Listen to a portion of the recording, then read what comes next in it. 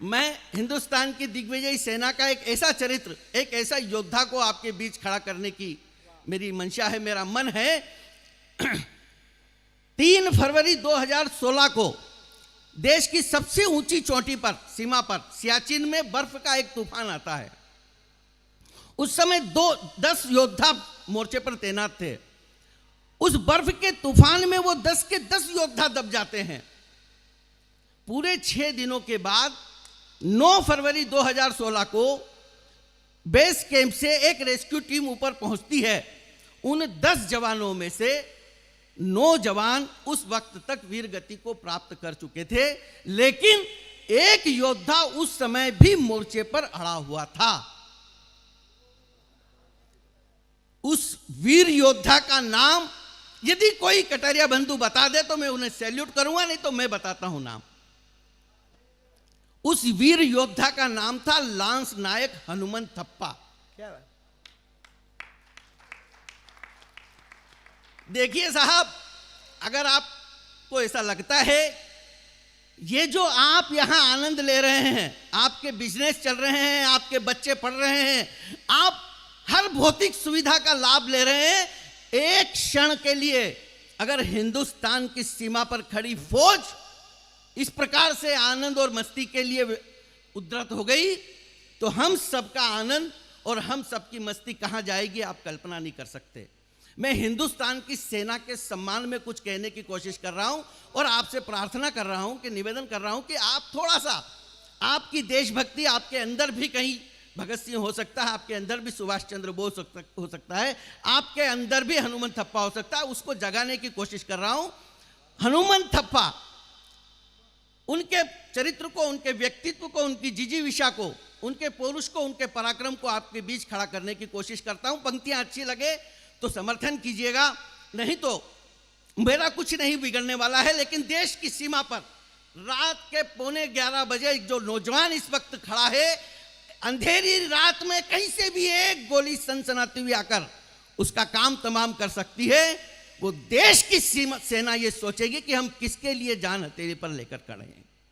मैं हनुमंत थप्पा को आपके बीच खड़ा करने की कोशिश करता हूं। स्वागत। इस स्याह काली रात में, स्याह काली रात में जुगनू सा चमकता रहा। क्या बात? स्याह काली रात में जुगनू सा चमकता रहा। वो बर्फ के पहाड़ों तले दबकर भी शोला था धधकता रहा। क्या बात है? क्या बात है? वाह! उसका शरीर गिरा, उसका शरीर गिरा, पर संकल्प सांसों के साथ खड़ा रहा। चिकित्सा विज्ञान यह कहता है कि कोई व्यक्ति अगर किसी पत्थर, किसी पहाड़, किसी पेड़ के नीचे दबे और पहले 15 मिनट में उसका रेस्क्यू ना हो तो उसका जीवित बचना असंभव है। ऐसे हालात में 30 फीट बर्फ के नीचे यदि 6 दिनों तक हनुमंत थप्पा जीवित रहा तो फिर पंक्तियां आप तक पहुंचे कि स्याह काली रात में जुगनू सा चमकता रहा। वो बर्फ के पहाड़ों तले दबकर भी शोला था धधकता रहा। उसका शरीर गिरा पर संकल्प सांसों के साथ खड़ा रहा। हरे काल सर पर मंडराता रहा पर वो मोर्चे पर अड़ा रहा। क्या बात है? बढ़िया।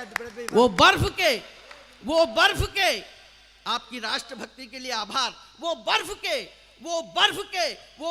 के पहाड़ों तले दबा था पर उसने कर्तव्य से मुंह नहीं मोड़ा। क्या बात? अगली पंक्ति पर अगर एक भी हाथ खामोश रह गया तो राष्ट्रभक्ति लज्जित होगी। वो बर्फ के पहाड़ों तले दबा था पर उसने कर्तव्य से मुंह नहीं मोड़ा और अपने साथियों के आने तक उसने तिरंगे को सुना नहीं छोड़ा। क्या बात है? वाह वाह भाई, बोलिए भारत माता की। अपने साथियों के आने तक।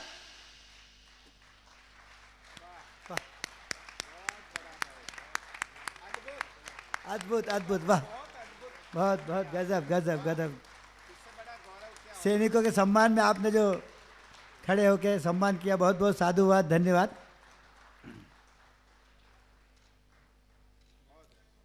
उसके अदम्य साहस को देख, कविता की पंक्तियां पढ़ रहा हूं जितने, देखिएगा। एक बहन जी हमें मिली थी जब हम आ रहे थे, सुरेखा बहन जी शायद उनका नाम था।